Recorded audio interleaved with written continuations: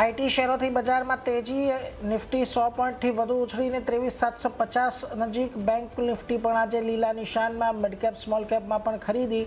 India વિક્સમાં 4%થી વધુનો ઘટાડો.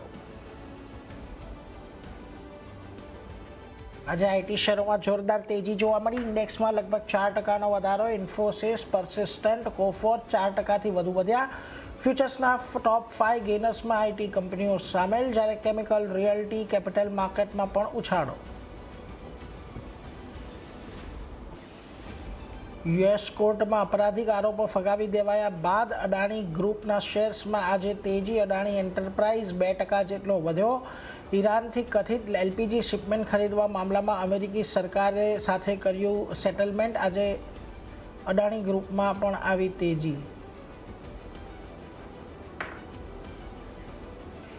મજબૂત પરિણામો પછી પૂર્વાંકરા 13% વધ્યો. Q4માં નફામાં આવી કંપની, જ્યારે દીપક નાઇટ્રાઇટ 5%નો ઉછાળો. તો આઈજીએલમાં પણ ખરીદીનો મૂડ, પરંતુ પરિણામ પછી ત્રિવેણી ટર્બાઇન 5% ઘટ્યો અને નબળા પરિણામોને કારણે એફકોન ઇન્ફ્રા અને એસ્ટ્રોલના શેરમાં 3થી 4%નો ઘટાડો.